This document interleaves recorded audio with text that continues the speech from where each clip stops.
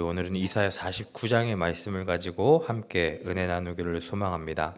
바벨론에게 나라가 멸망하고 전쟁의 포로로 끌려간 이스라엘 백성들은 힘겨운 조롱과 고통을 겪고 있어야만 했습니다. 이스라엘은 지금 이 비극 앞에, 고통 앞에 하나님께서 자신들을 이 비극과 같은 현실에서 구원해 달라고 소리쳐 봤지만 아무런 소용이 없었습니다. 하나님은 침묵하시는 것만 같이 느껴졌고 그들에게는 하늘이 닫혀 있는 것만 같이 느껴졌습니다. 물론 이 모든 것은 이스라엘 백성들이 그동안 여호와 하나님을 무시하고 우상을 택한 심판의 결과였던 것이죠. 그러나 자신들이 지은 죄의 대가가 얼마나 큰지 깨닫지도 못한 채 이스라엘은 자신들을 향한 하나님의 사랑을 계속 의심하기 시작합니다. 하나님은 그런 이스라엘 백성들을 향해서 이렇게 말씀하십니다. 여러분 오늘 본문 15절 말씀을 한번 보십시오. 어머니가 어찌 제 젖먹이를 잊겠습니까? 여인이 자기 태에서 낳은 아들을 어찌 긍휼히 여기지 않겠습니까? 비록 어머니가 자식을 잊는다고 해도 하나님께서는 그의 자녀인 이스라엘을 절대로 잊지 않겠다라고 지금 말씀하고 계시는 겁니다. 하나님께서 이스라엘을 지금 얼마나 사랑하고 계시는지를 잘 나타내주는 대목이죠. 하나님께서도 이스라엘을 아프게 하고 싶지 않으셨습니다. 그러나 이스라엘이 계속해서 죄악된 길을 버리지 않고 하나님의 말씀을 무시하고 우상을 쫓아갔기에 주님은 이스라엘을 사랑하사 그들이 올바른 길로 돌아올 수 있도록 이스라엘을 바벨론의 손에 잠깐 넘기신 것이죠. 이스라엘은 하나님께서 자신들을 버렸다고 생각했지만 실상 하나님은 한 번도 그들을 잊으신 적이 없고 버리신 적이 없다라는 것입니다. 사랑하는 성도 여러분, 우리들의 삶에도 고난이 찾아오지 않습니까? 우리들의 삶에도 눈물과 아픔이 없는 날이 없습니다. 그러나 우리의 인생의 고통이 하나님께서 우리를 미워하신다라는 증거가 결코 될 수 없다라는 것입니다.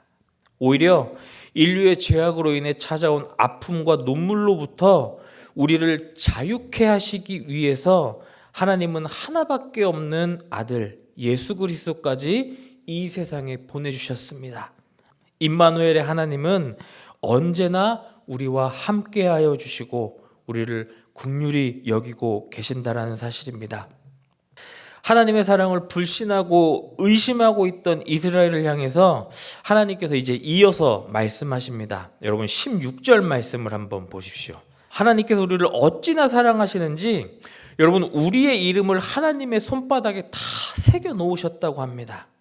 이 말씀은 하나님께서 우리를 단 한순간도 잊지 않으신다라는 말씀이고 그만큼 하나님께서 우리를 뜨겁게 사랑하신다라는 것을 잘 보여주고 있는 것이죠. 또한 16절에서 하나님께서 너의 성벽이 항상 내 앞에 있나니 라고 말씀합니다. 여기에서 성벽이 여러분 무엇입니까? 이 성벽은 예루살렘 성을 지금 의미합니다. 당시에 이 바벨론에 의해서 예루살렘은 불에 타서 완전히 파괴되고 황폐화된 채로 내버려져 있었습니다.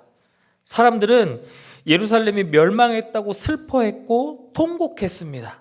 그러나 하나님은 예루살렘 성을 잊어버리지 않으셨다라고 말씀하셨다라는 것이죠. 오히려 예루살렘 성이 항상 주님의 관심사였음을 주님은 말씀하셨습니다. 하나님께서는 친히 바벨론의 포로로 잡혀간 이스라엘을 다시 예루살렘 땅으로 돌아오게 하시겠다라고 약속하고 계십니다.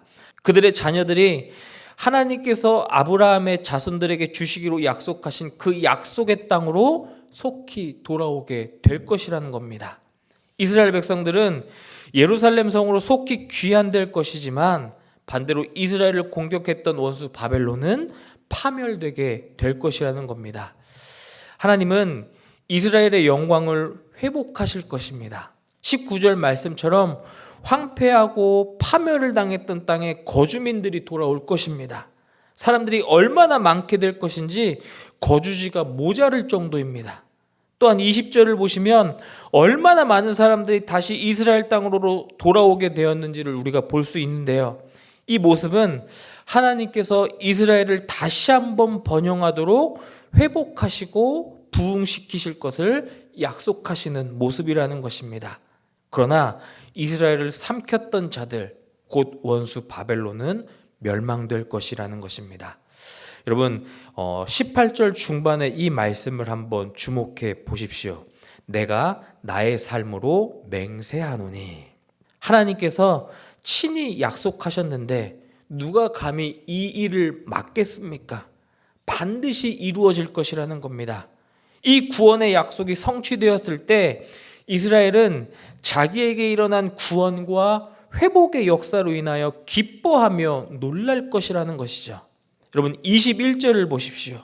그때 내가 내 마음에 이르기를 누가 나를 위하여 이들을 낳았는고 나는 자녀를 잃고 외로워졌으며 사로잡혀 유리하였거늘 이들을 누가 양육하였는고 나는 홀로 남았거늘 이들은 어디에서 생겼는고 하리라.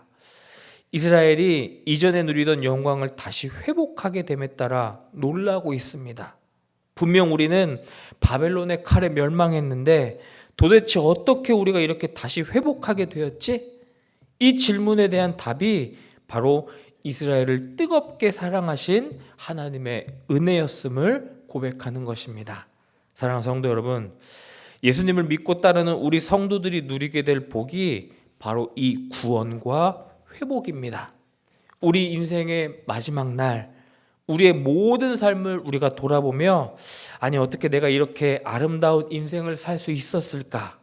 나는 참 부족함이 많고 연약함이 많은 사람인데 내가 어찌 이렇게 큰 복을 누리게 될 수 있었을까? 이 질문을 우리가 할 때 우리는 이러한 고백을 할 수 있을 것입니다. 이 모든 것이 변함없이 우리를 사랑하신 하나님의 은혜였다라는 것을 말입니다. 하나님은 단 한 번도 우리를 버리신 적이 없으십니다. 하나님은 단 한순간도 우리를 잊으신 적이 없으십니다. 하나님은 우리를 사랑하셔서 우리의 이름을 주님의 손바닥에 새겨 놓으셨습니다. 이 위대한 사랑, 끝없는 사랑을 받은 우리 여러분, 이제 날마다 그 주님의 사랑을 풍성하게 누리며 날마다 주님을 더욱더 사랑하며 살아가실 수 있는 저와 여러분 되시기를 간절히 소망합니다.